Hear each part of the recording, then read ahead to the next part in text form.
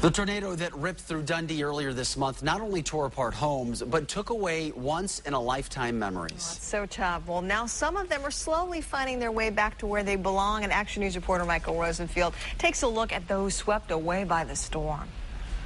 And that used to be my daughter's bedroom. Where? This section here.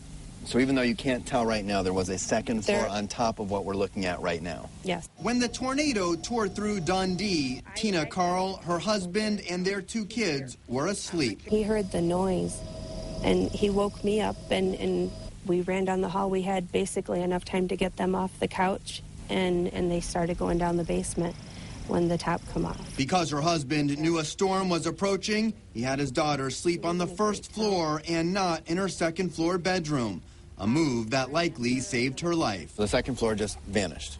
The walls were out in the yard. It literally blew it straight out of the house.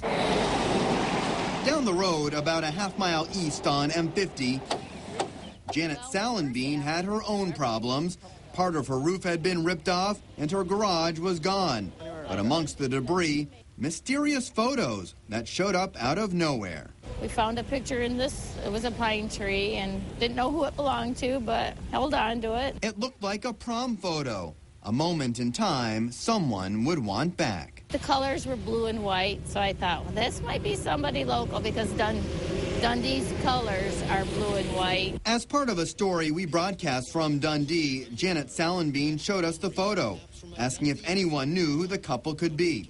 One of our Action News viewers saw the report. I had went up to the school, and one of the teachers there told me that that Channel 7 had done the story. And she's like, I actually thought it was so-and-so, but she's like, now I see you, I know who it was. All of a sudden, the gal knocked on my door, and she said, I understand you have some photos I might be interested in. The prom photo was from 1989, not Dundee High, but Durand High in Shiawassee County. It was of Tina and her high school sweetheart, Jerry, whom she eventually married. Another picture Janet found was from Tina's graduation party. The tornado had not only ripped apart Tina Carl's home, but took with it hundreds of photos, including a scrapbook her mother had made for her growing up. How you doing? Good.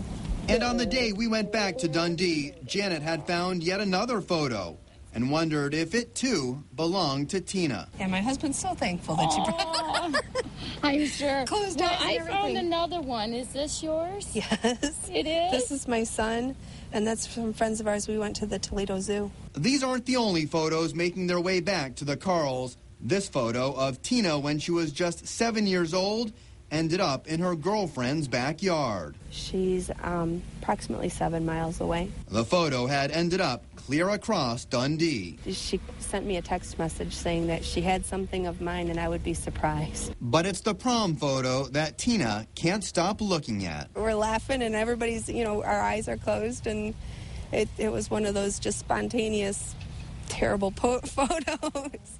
But it's the one that come home, and that's the one that we'll keep. So now, as the Carls rebuild their home, they're also trying to rebuild the past, one photo at a time. It's neat to see them come back. Hoping more will turn up and in the hands of strangers who may not know where they come from. That's our life. It's the memories that, we can look and remember we were here. From Dundee, Michael Rosenfield, Channel 7 Action News.